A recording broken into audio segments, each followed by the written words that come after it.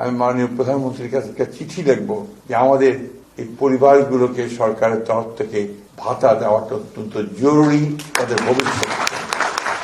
এই অনুষ্ঠানটাতে আমি আসতে চাই না এই জন্যে যে আমি অনেক বেশি ইমোশনাল হয়ে যাই।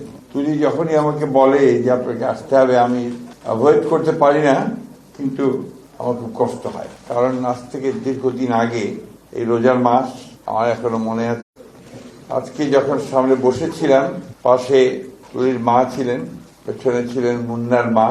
এই নামগুলোর সঙ্গে আমি খুব পরিচিত।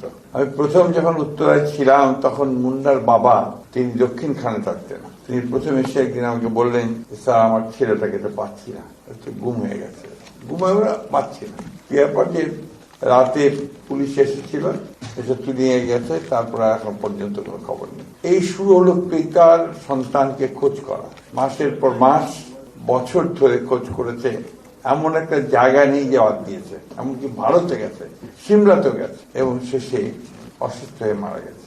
মুন্নার মা খুব কষ্ট করে এখন ছেলেদের সঙ্গে থাকে, এত অপর মেয়ের সঙ্গে থাকে। প্রত্যেকটি পরিবার অনেক কষ্ট করছে এখনো। আমরা বিভিন্ন জায়গায় বিভিন্ন ভাতা দিচ্ছি, অথচ এই পরিবারগুলোকে, তাদের সন্তানগুলোকে মানুষ করবার জন্য, বেঁচে থাকবার জন্য, ভালোভাবে একটু জীবন যাপন করবার জন্য আমরা এখন পর্যন্ত কিন্তু কোনো উদ্যোগ গ্রহণ করিনি।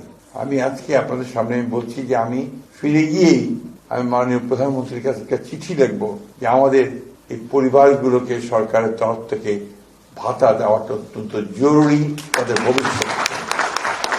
এটা তাদের প্রাপ্য।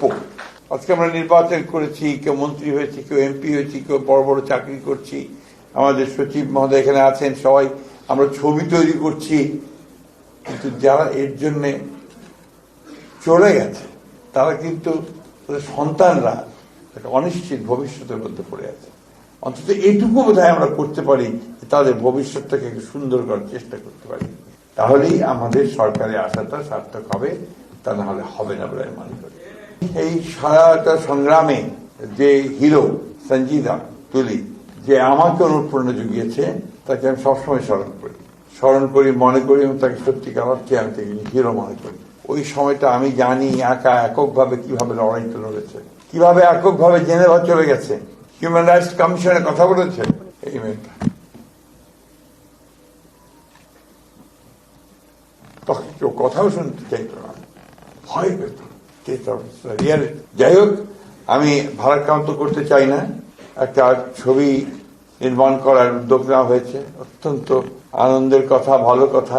যেটা চাইবো যেন সঠিক জিনিসটা আসে, যেটা চাইবো যেন সত্যিকার অর্থে এটা আমাদের সমগ্র জাতিকে, আমাদের সেই ইতিহাসটা, যেটার জন্য আজকে আমরা মুক্ত হয়েছি, কথা বলতে পারছি, গণতান্ত্রিক একটা পরিস্থিতি পেয়েছি, সেটা যেন সেখানে প্রতিফলিত হয়। আমাদের দুর্ভাগ্য যে আমাদের অনেকগুলো জাতীয় সংগ্রাম হয়েছে, লড়াই হয়েছে, যুদ্ধ হয়েছে। তা আমার কাছে মনে হয়েছে যে 52 ভাষা আন্দোলন ছাড়া আর কখনো খুব বেশি উচ্চমানের সাহিত্য বা কবিতা খুব একটা আসেনি আমার কাছে মনে হয়েছে।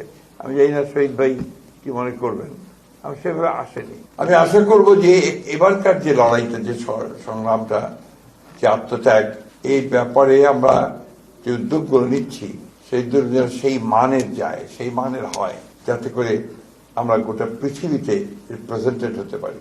আমাদের মায়ের ডাকের যারা বাচ্চারা আছে, অনেক বড় হয়ে গেছে। আমি ছোট্ট দেখেছি, ছোটটা যখন আপনার এখানে দাঁড়িয়ে থাকতো, বিশ্রাম পেত না, চেয়ারের উপর দাঁড় করিয়ে দিতাম আমরা, ওখান থেকে সে বলতো আমি আমার বাবার হাত ধরেই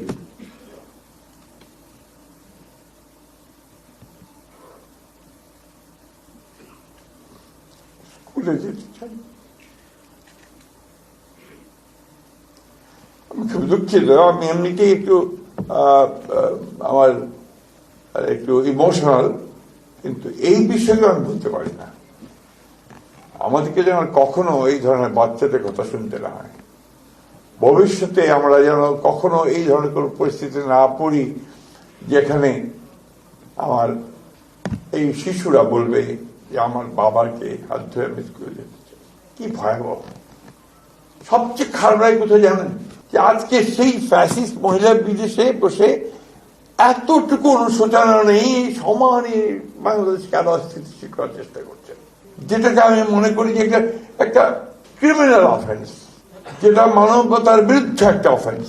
এই জিনিসগুলো থেকে যেন আমরা বেরিয়ে আসতে পারি। আমরা যেন বারবার মনে করি যে আমরা আমাদের পেছনে এই ঘটনাগুলো ছিল। যখন বসে আছেন আমার বোন, আমার তুলির মা, ইমনের মা, সুমনের মা, অসংখ্য যে সব বসে আছে এখানে। বংশালের একটা ফ্যামিলি ছিল, আমার নামটা ভুলে গেছে, বংশালে আমি গিয়েছিলাম, বাবা মারা গেছে তখন, ছোট্ট বাচ্চা। এই পরিবারগুলো কিন্তু অত্যন্ত কষ্ট করেছে, কষ্ট করছে এখন। তাই আমার মনে হয় যে আমাদের ফোকাসটা এখন হওয়া উচিত, আগে পরিবারগুলোকে বাঁচাতে হবে, তাদের সন্তানদেরকে শিক্ষিত করতে হবে, তাদেরকে উপযোগী করে তুলতে হবে। এই বিষয়টা যেন আমরা সবাই খেয়াল রাখি। আমি অনুরোধ করব যে তুলি বিষয়টা নিয়েও কথা বলবে।